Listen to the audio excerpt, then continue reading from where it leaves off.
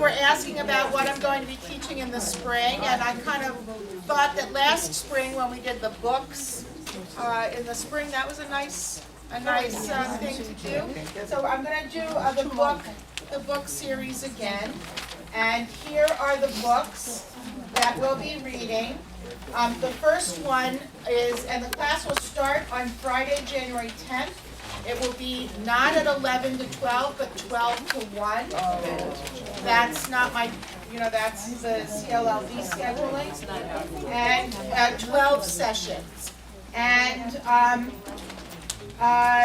the first one, tomorrow there will be apricots. I have to say I put that on the list because on the 5th of January, Sunday morning, the author, Jessica Sofer, is coming to the College of Staten Island for one of our Hillel author talks. So if you would like to, you could come and meet the author before our first class. When is your Hillel for? I'm sorry? When is your Hillel meeting?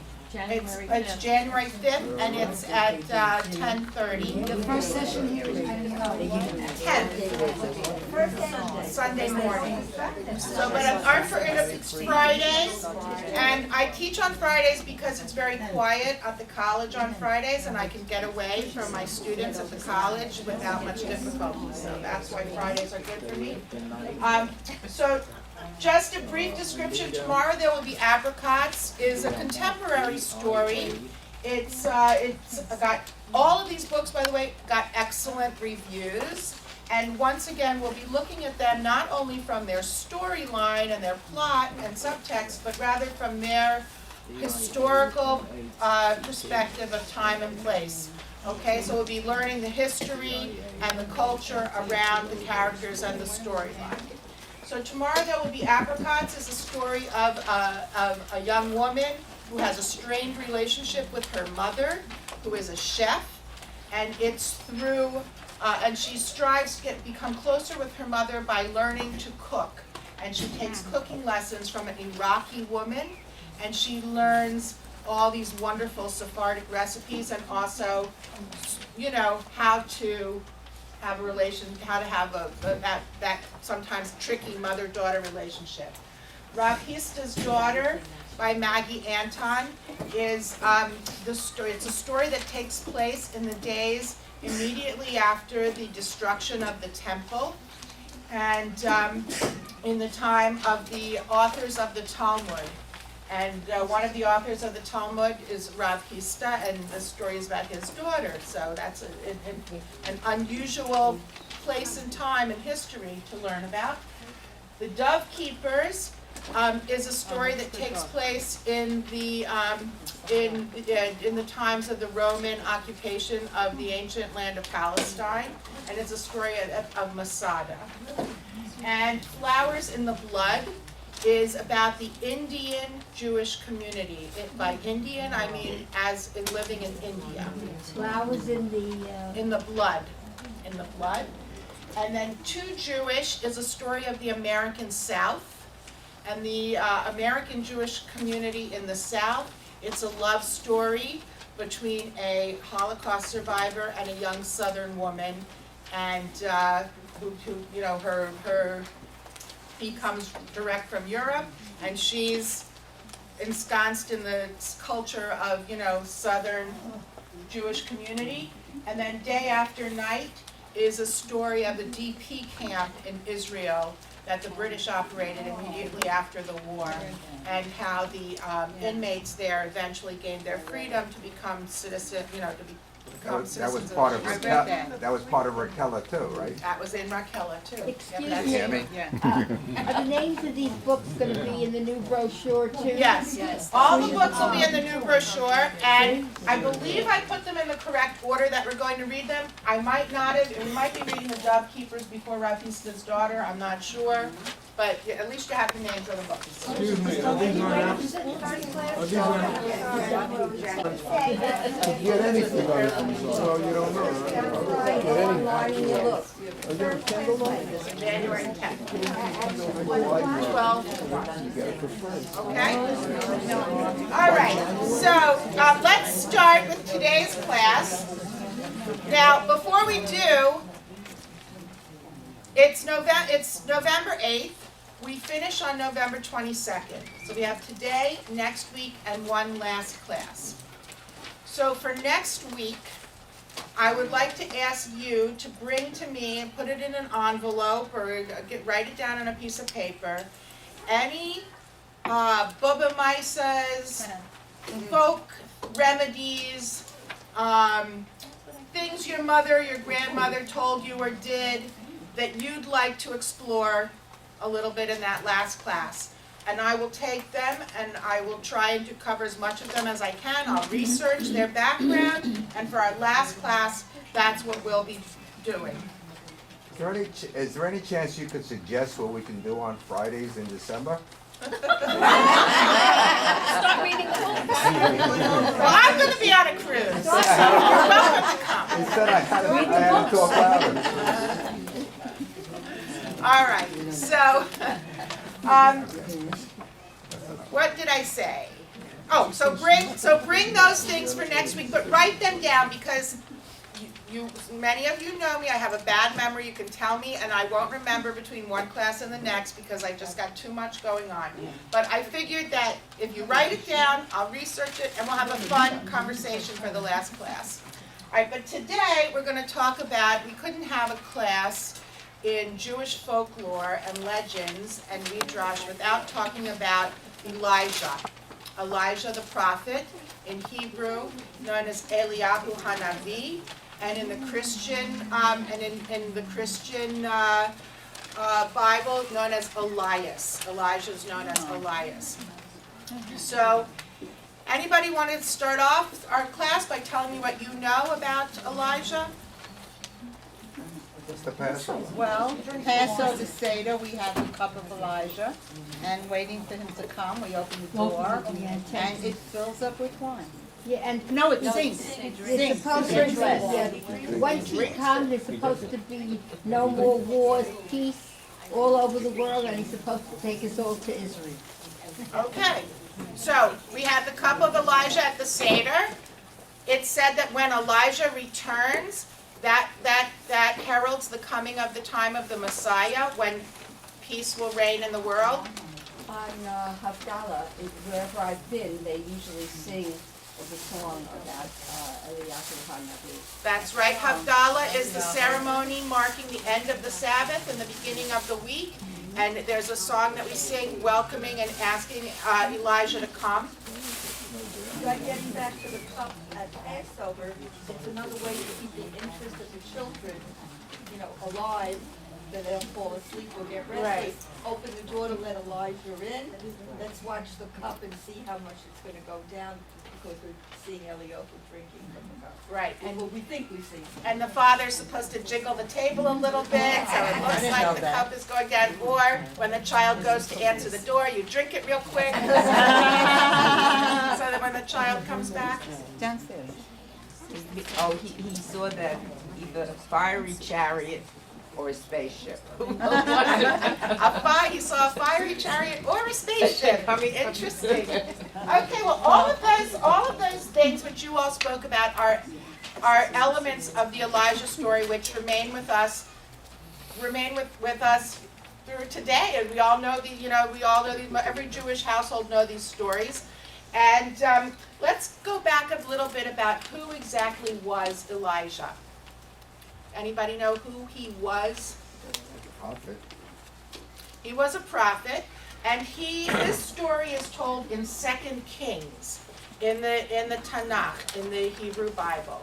His story is told in the book of 2 Kings, and it was a period of time where the kingdom of Israel, which had been united by Solomon when he built his temple and then carried on by several kings afterwards, the kingdom of Israel had fallen into political strife and divided into two kingdoms. This is historical, what I'm telling you. So the kingdom in the north was called the kingdom of Israel. The kingdom in the south was called the kingdom of Judah. And they each had their own kings in the north and in the south. Although Jerusalem was still where the Holy Temple was, and where faithful people went for the holidays and to make their sacrifices. But there was political strife between the two kingdoms. And that strife came about because of differences in ideology. The kingdom in the south, the kingdom of Judah, stuck to the biblical imperatives that are laid out in Deuteronomy. They kept very firmly to no idolatry. They observed all the rites of the temple. They observed the rules of kashrut. They tried. Their society was based on the biblical law. In the north, in the kingdom of Judah, it is said that the people there were much more secular, to put it, in today's kinds of terms. Up in the north, there were more other kinds of people living, because any of you who have been to Israel now know the south is very arid. From Jerusalem on down, it's desert. In the north, from Jerusalem on up, it's much more verdant.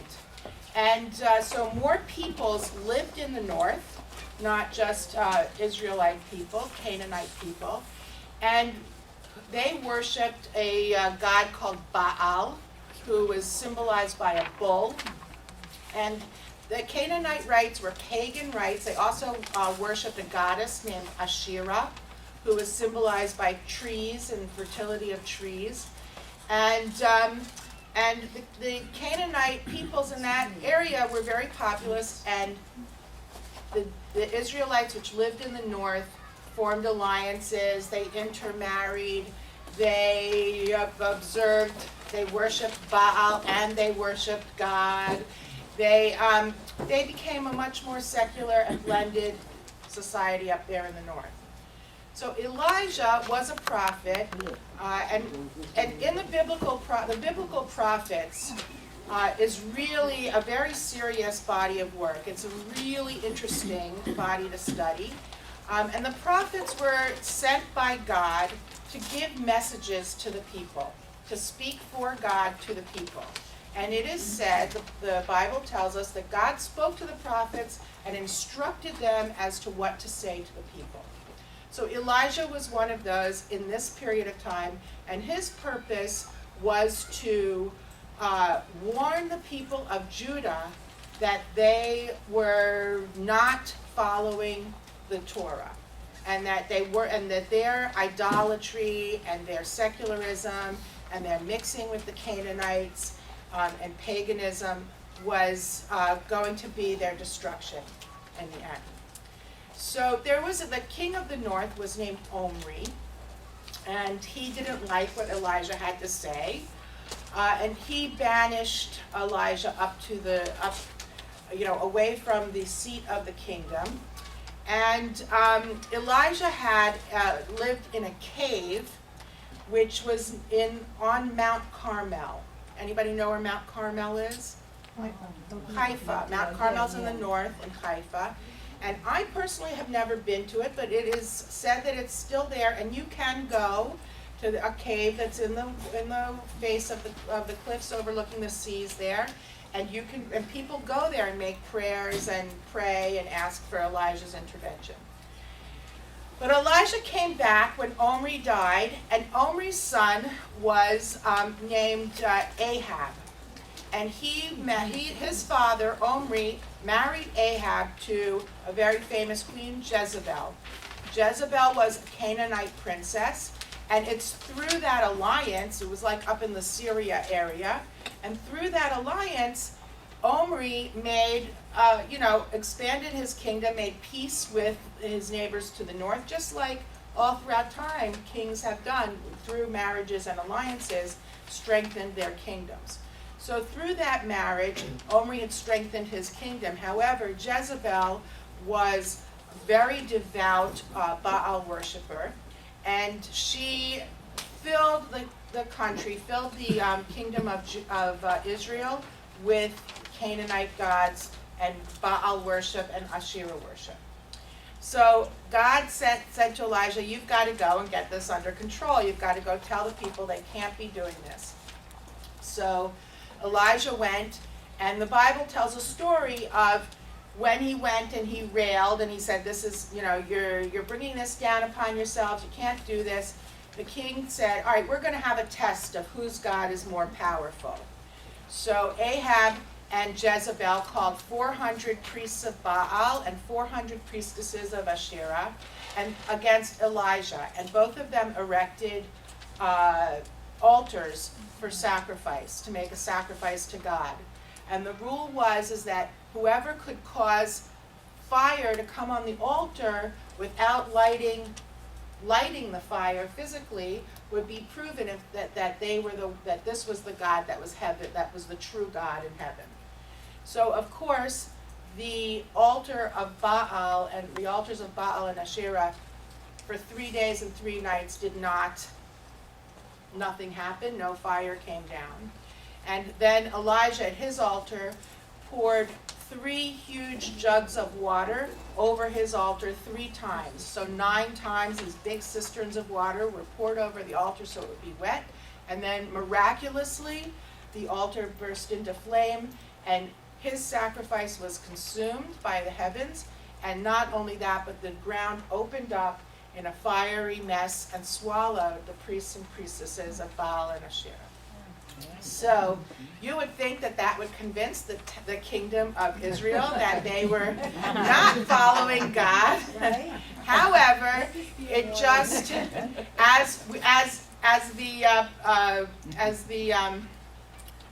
the word just went out of my head, as the bad guys do in all stories like Pharaoh. No, they just dug in their heels more and continued along with their evil ways. And in fact, Jezebel ordered Elijah to be killed, and he once again had to run away. And he ran to a village near Gilead, where he was harbored by a widow there. And she did not want to take him in because she said, I don't have enough food. And he said, as long as I'm here, your flour jar will never be empty, your oil jar will never be empty, your water jug will never be empty. And for the whole time he stayed with her, that was the case, even as the rest of the kingdom of Israel was plunged into a drought because of Jezebel and Ahab's idolatry. So meanwhile, 3 years go by, there's a drought, and finally God says to Elijah, you got to go back. Oh, and there's a little incident in there in the middle too, where the woman's who he's staying with's son dies, but Elijah intervenes with God, and her son comes back to life. That's another part of that legend. But after 3 years, he goes back to Ahab and he says, "Look, you're all of this happened. You had a drought. You've got to stop this." So, at the same time, there's a little bit of a land deal going on, whereas Ahab in his kingdom wants a particular vineyard, and he really wants this vineyard. And he goes to the farmer, the owner of the vineyard, and he says, listen, I want that vineyard for the kingdom.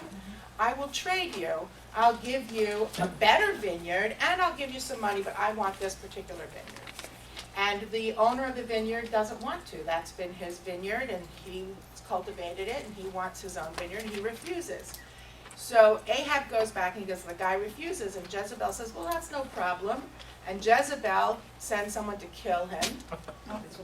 And then the kingdom takes over his vineyard.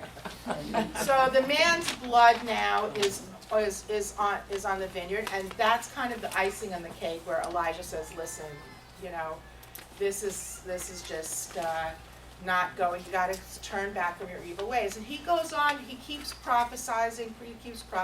Eventually, they don't really change their ways, the kingdom of Israel. And it is said that the reason why the Romans were eventually able to come and conquest the kingdom of Israel was because, all of the land of Israel, was because of the political divisions amongst the Jewish people themselves, that the Israelites had split their kingdom in two. They had political strife. They could not agree. They couldn't make compromises. I don't know if any of this sounds familiar. Is this why they use the phrase, this person or this woman is a Jezebel? Because she known to be evil. Duplicitous. Jezebel implies a duplicitous nature, not necessarily licentious, not necessarily that she's, Jezebel wasn't about having, adulterous affairs. She was duplicitous. She was scheming, and she was a power grabber. So a Jezebel is a person like, Oh, but this seems like the story with Ramses, that God, hardened their hearts of Ramses. Is this the same concept that they believe that God hardened the king so that he didn't respond to what was going on? That is a very common thread throughout all Jewish midrash, folklores, folk tales, agadah, biblical stories. That idea of the wealthy and powerful one being too stubborn and too, too proud to capitulate on anything that, on the really important matters. So anyway, Elijah does not live to the end to see when the Romans come in conquest. He is succeeded by a younger prophet named Elisha. And what happens to Elijah, does anybody know the legend of what happens to him? He's taken up in the chariot into the sky. Yes. Or the Or the sky. So Elijah does not die. The legend is, the chariot looks like a fiery. Yeah, chariot. goes up in flames. But it could be described as well, that chariot appears several times actually in the ancient canon. So you never know. It could have been a spaceship. That's what Scientologists think that. That's what they believe. But what happens is Elijah is said that Elijah does not die. He has his young acolyte who is going to be his successor. He knows Elisha is going to be his successor. God has chosen Elisha to be his successor and sends him to Elijah early on for training. And I gave you kind of a brief synopsis. There's lots of interesting things that happen to Elijah along his life. But in the end, when it's time for Elijah to ascend, he and Elisha go to the Jordan River. The river splits, much like the Red Sea split.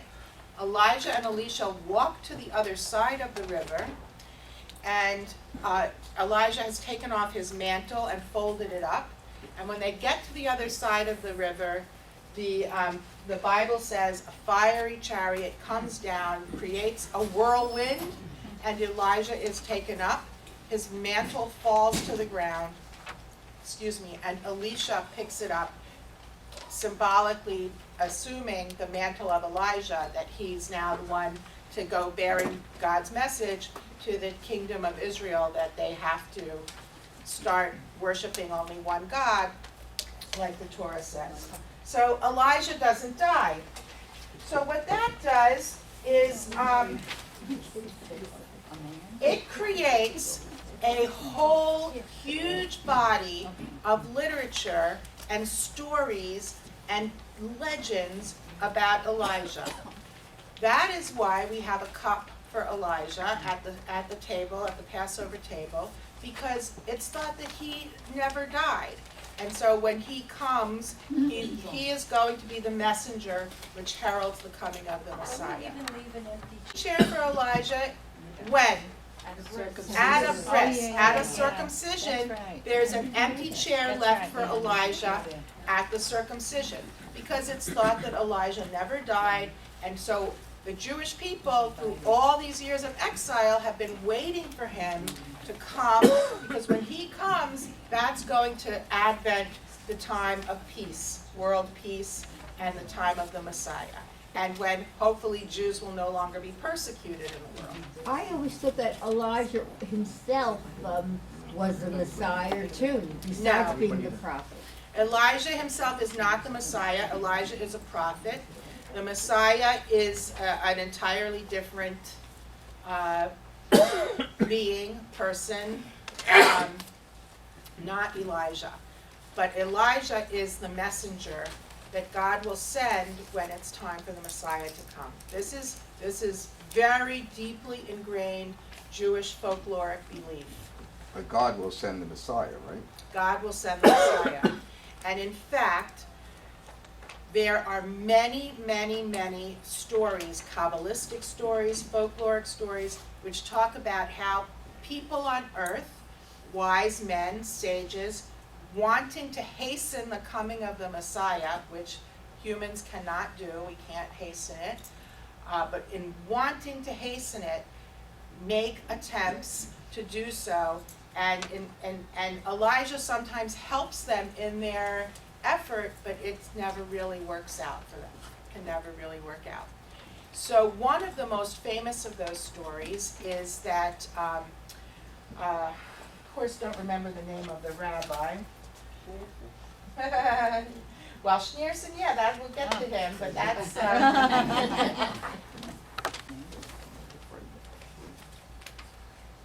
One of the most famous stories is that a rabbi went to the tomb of remember 2 weeks ago when we talked about the Kabbalah and I told you about the Ari, the rabbi who is buried, Shimon Bar Yochai, who's buried in the town of Safat, where he was the author of the Zohar and the beginning of Kabbalah.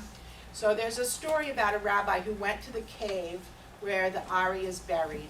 And at the entrance to the cave, he met Elijah. And he asked Elijah, "Oh, you're here. So great to see you. When is the Messiah coming?" And Elijah said to this rabbi, "Well, why don't you ask him yourself?" He says, "Well, where can I find him?"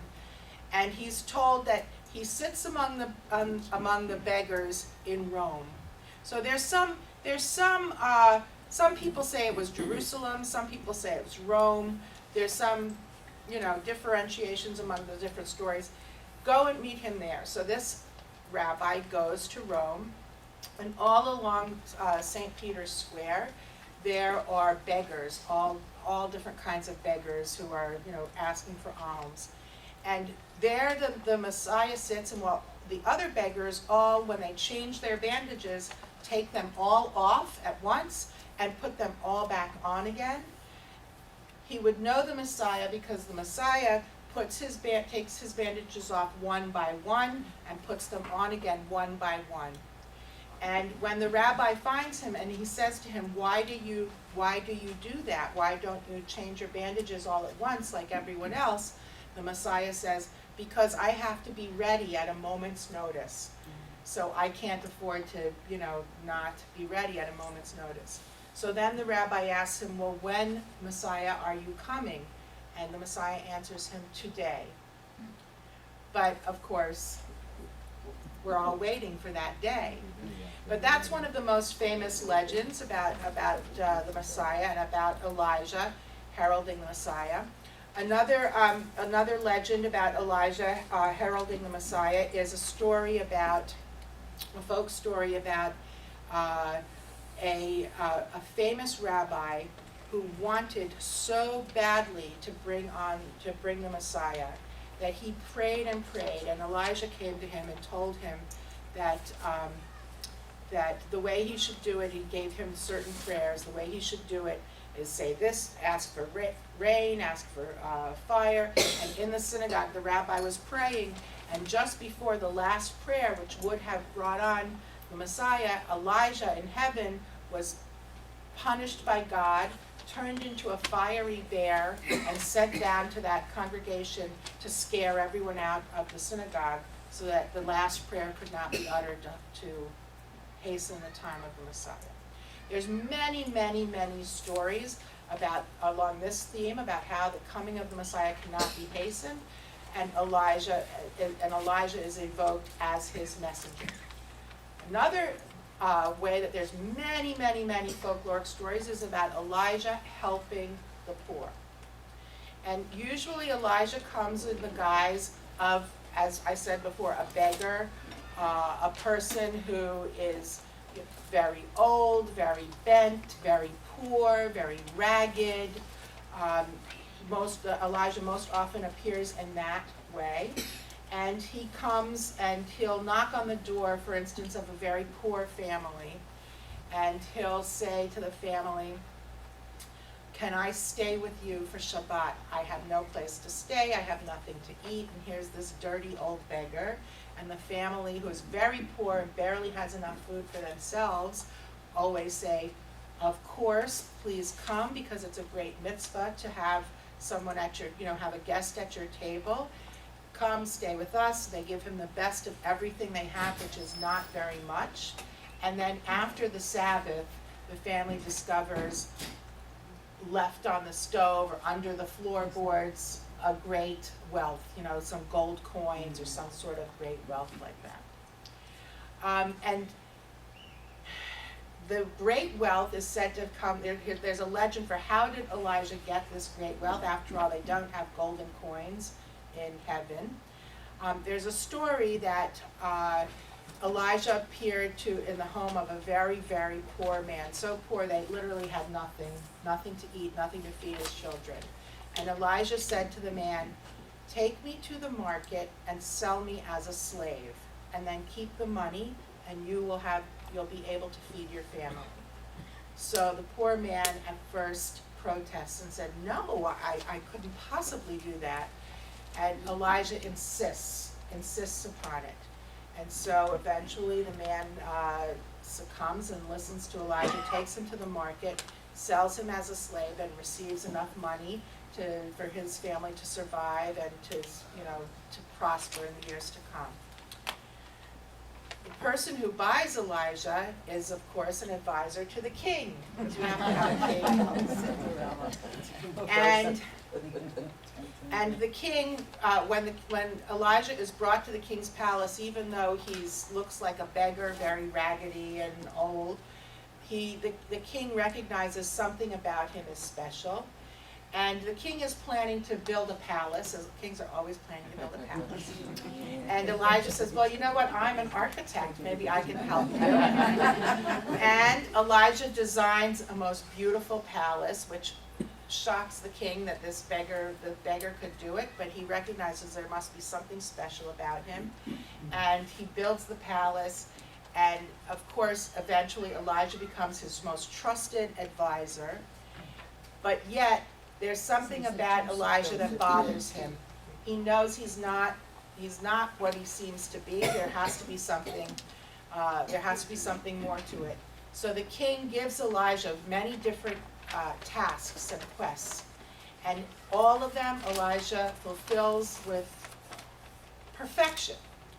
The last one, the king gives him an old raggedy cloak, and he says to him, take this cloak to the market and sell it for me for 10,000 gold pieces. So it's this old raggedy cloak. How is Elijah going to do that? Well, he's Elijah. So he takes the cloak and he goes to the Garden of Eden. And in the Garden of Eden, he collects up leaves in the cloak. And he fills the cloak with leaves. Has anybody heard this story? Sound familiar to anyone? He fills up the cloak with leaves from the Garden of Eden, leaves that have dropped in the fall, and then goes back out into the world, and he gives away all the leaves. And every poor Jewish person who gets a leaf, or he gives it to anyone, a poor person who gets a leaf, is healed or has prosperity or whatever it is that ails them is magically granted, and he gives away every single leaf. But what remains on the cloak is the fragrance of the leaves and the fragrance of the Garden of Eden. So he takes that cloak to the market, and by this time it now has a special aura around it, and everybody wants the cloak. And he says, I can only sell it for 10,000 gold pieces. So who comes to the market that day but the king? And he sees everybody gathered around this table. What are they all wanting? How, what's going on here? And the king sees it's a cloak, and everybody wants it. And he says, well, I'm the king. I have to have that cloak. And he pays 10,000 gold pieces for the cloak. And then he realizes that, of course, Elijah's no special, is no ordinary slave, ordinary beggar, and he gives Elijah his freedom, which of course, being Elijah could have taken at any time, but he elected not to. Gives Elijah his freedom, and the kingdom prospers after that. So there's lots and lots of stories about that, and there are people today who will still say, oh, I think who will have the feeling that they saw Elijah or that they sighted Elijah. Anybody ever have hear of that or have that? Who knows if it was Elijah or not, but when I was younger, I lived in Jerusalem with my husband, and I was pregnant with our first child. And she was born at the end of August, so in the hottest part of the summer, I was very pregnant and very uncomfortable and not feeling well. And my college roommate came to Israel, and she was staying with us for a couple of weeks. She had never been to Israel before. And she came, and where did she want to go? She wanted me to take her to the wall and sightseeing and things like that. But honestly, I was, really pregnant and not really up to walking around Jerusalem in the heat.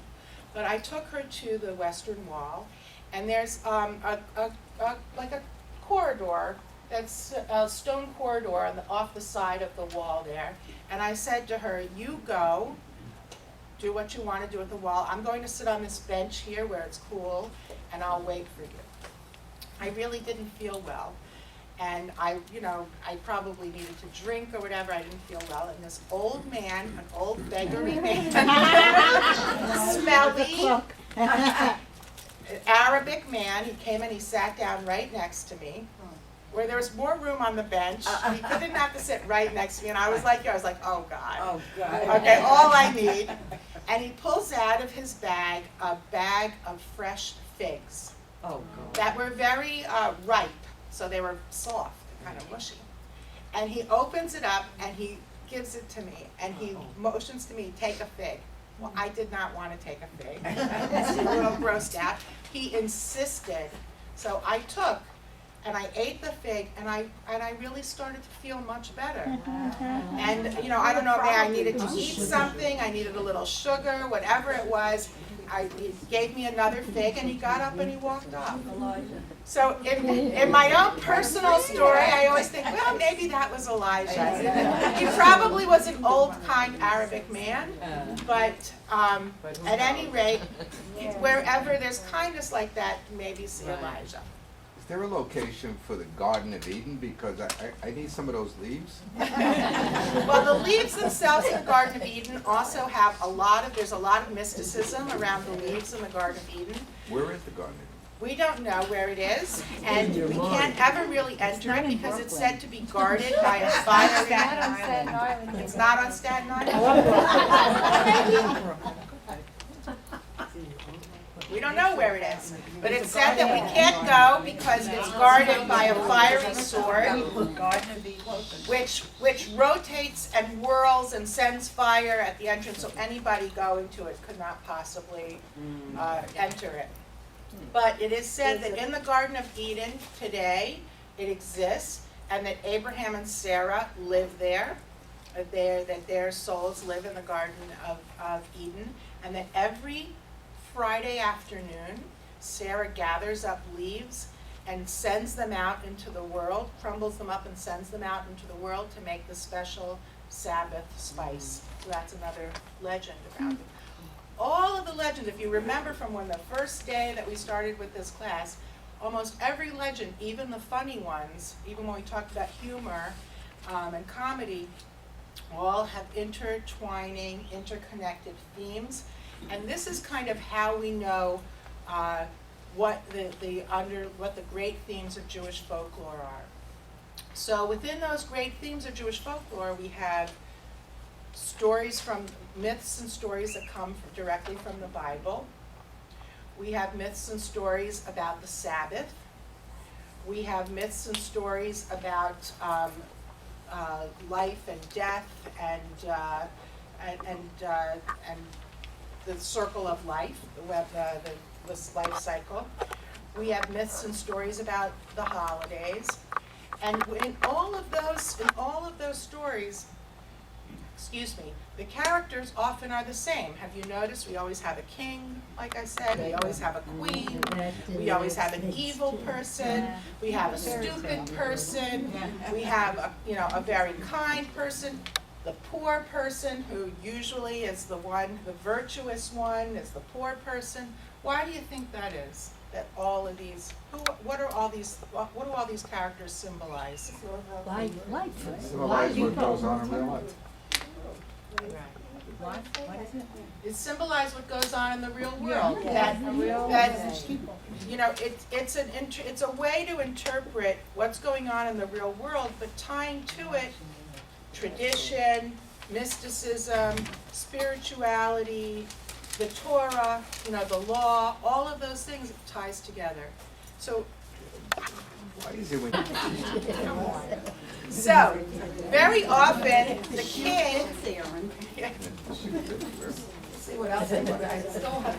So, very often the king represents God. Very often the queen represents that feminine aspect of God that we spoke about before, the Shekhinah. Very often the poor person represents the everyday Jewish person.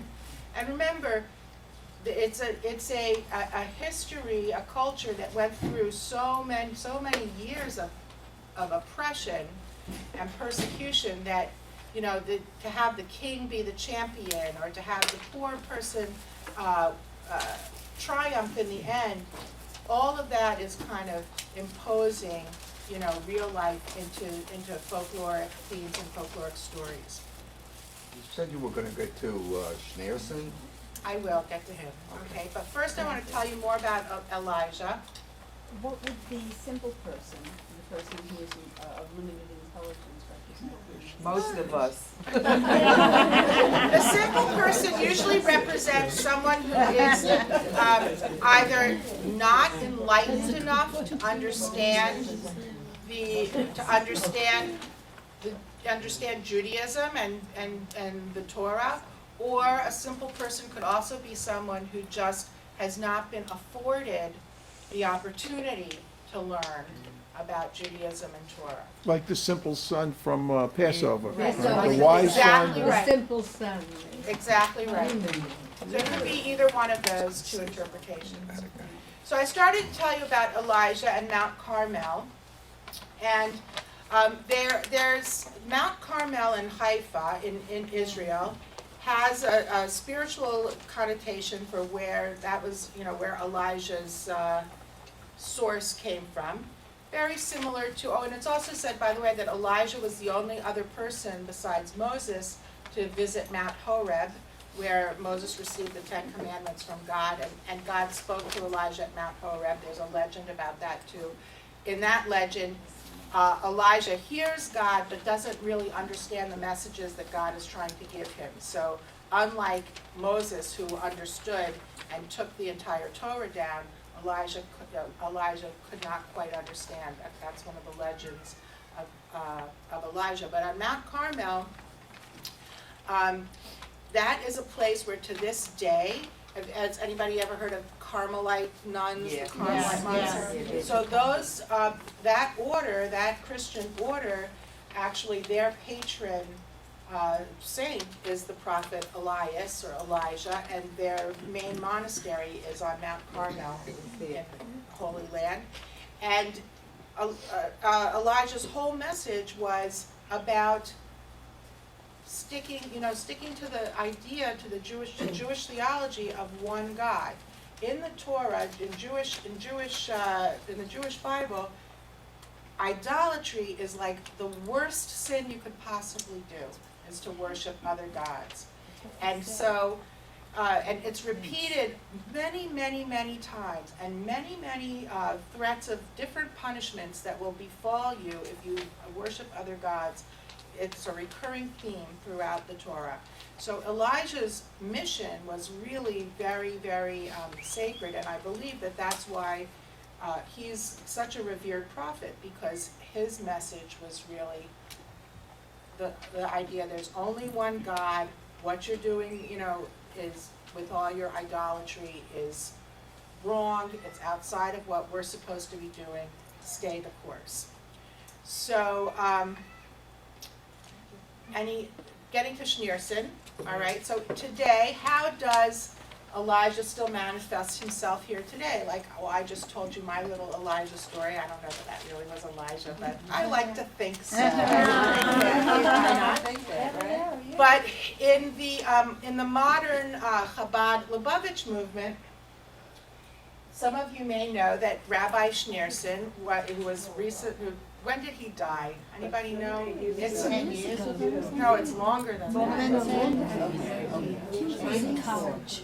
He died '90s. in the 90s, I Early think. 90s. So 20. He was age 94? No, he died. 1994? In the 90s. Okay, so already almost 20 years ago. And the Lubavitch believe that some of them, Some of not them, all of them, not all. it's a question in an argument in their community that they're split about it, that their Rabbi Schneerson was the Messiah. Now, most mainstream Judaism says, well, how could that be? The world didn't change. When the Messiah comes, the world is supposed to change, and we're supposed to have the time of the Messianic era, and that didn't happen. So the Lubavitch believe that it didn't happen because not enough people believed. I'm probably oversimplifying it. Does anybody else knows more than me?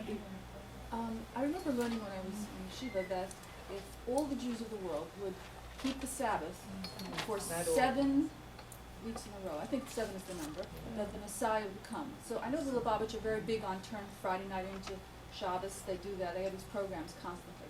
So I don't know, maybe that's That is another legend.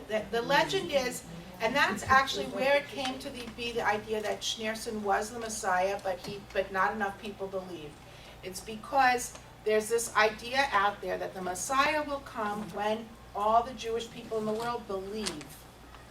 And as long as there's people who don't believe, who aren't keeping the Sabbath, and keeping the Sabbath is one of the is the main commandment, which will give demonstration of belief, that when everybody does that, every single Jewish person does that, then the Messiah will come.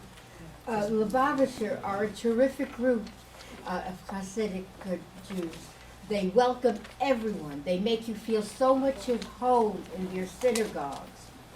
I had gone a few times, and I really felt so much at home. Many people feel that way, absolutely. They have a big outreach program all over. They do have a big outreach program.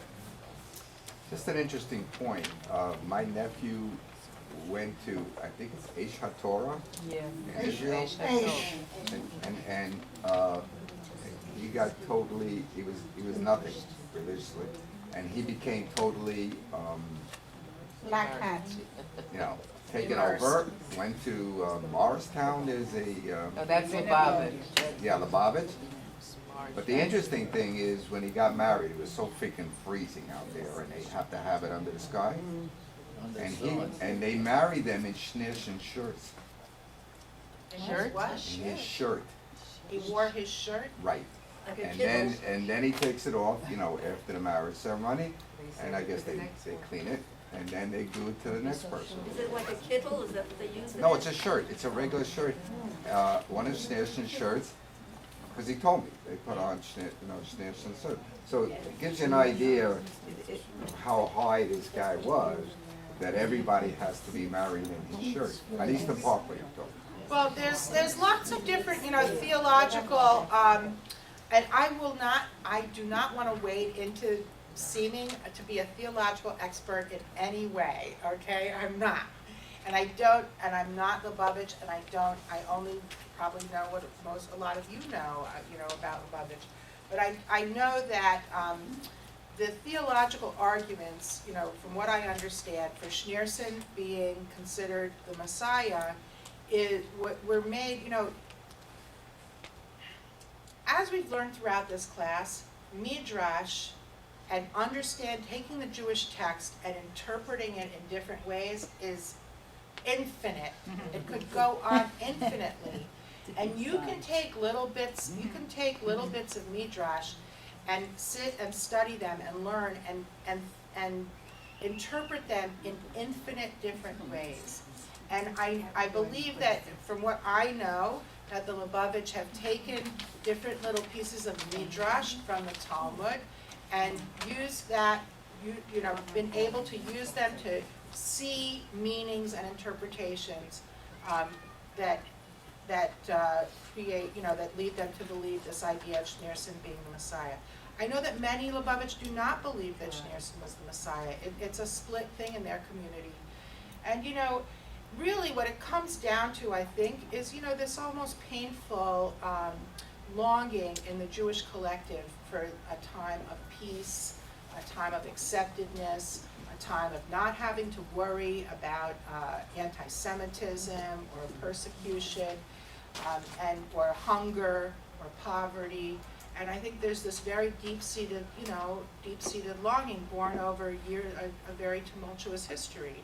So, you know, faith is a very, very powerful thing. And though much of what we talk about is folkloric and legend, and, you know, we could laugh at some things or think they're, you know, the ideas are antiquated, in the end, it just comes down to the humans trying to make sense of the world that we live in.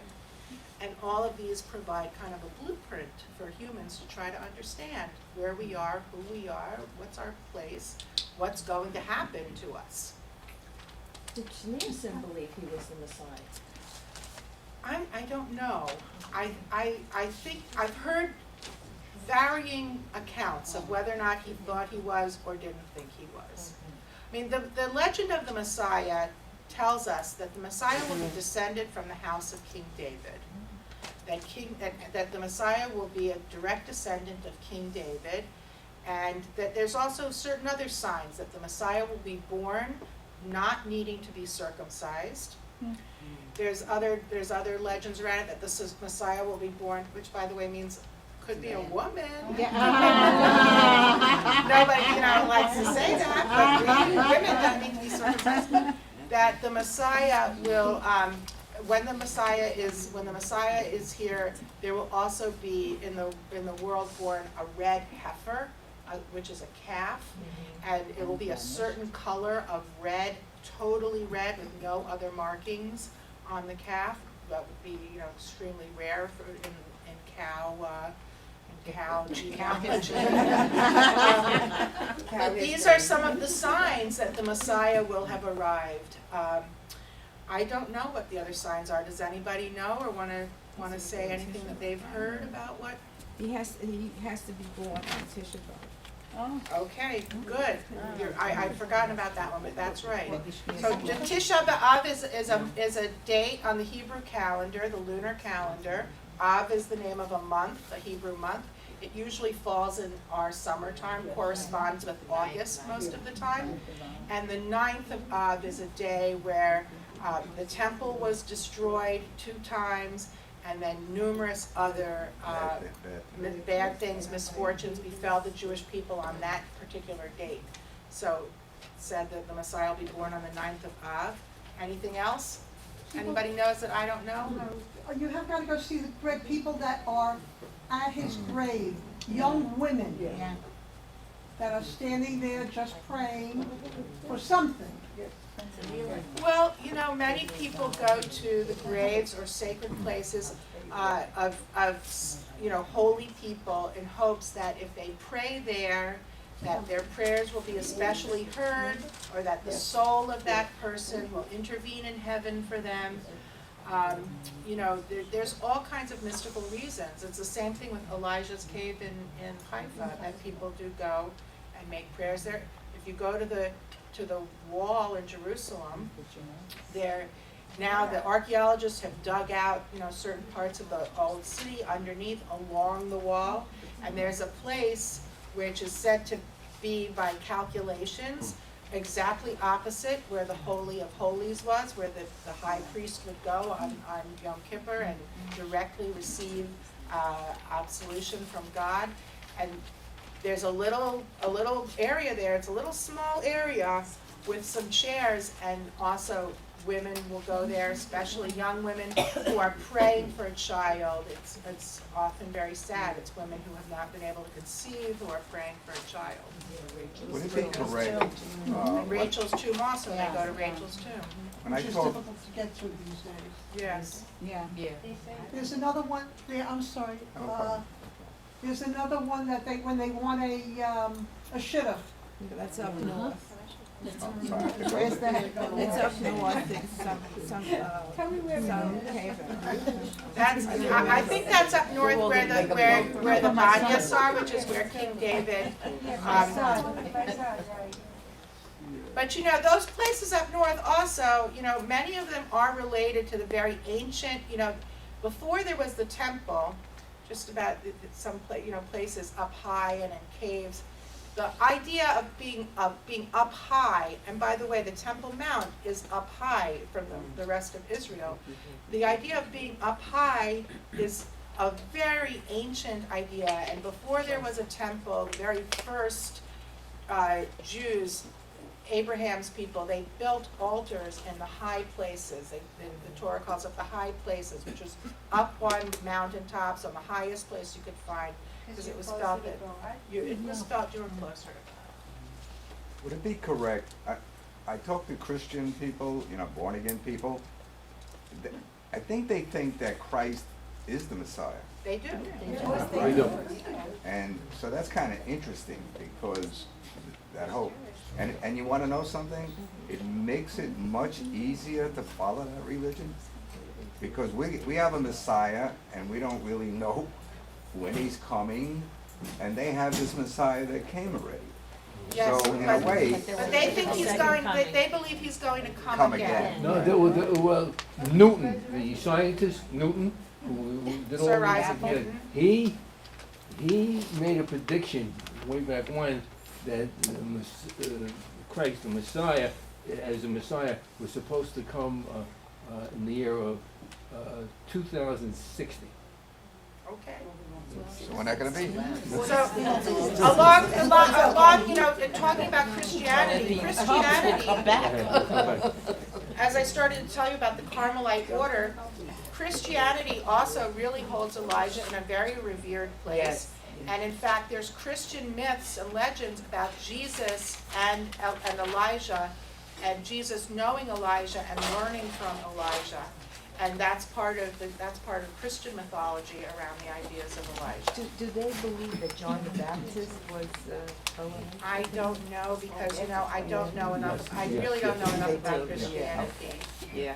he They said do so. believe that? That's what he said. Yeah. Well, I study all this. Yeah, That Hillel event That's what. on the 5th, do you know what time? It's 10:30. 10:30? All right, so actually it's 12:05, so I kept you a little later. That's great. So remember, next time, any Bubelmeisters or whatever, and I'm gonna save them, we'll do it on our last class. All right? Have a great weekend.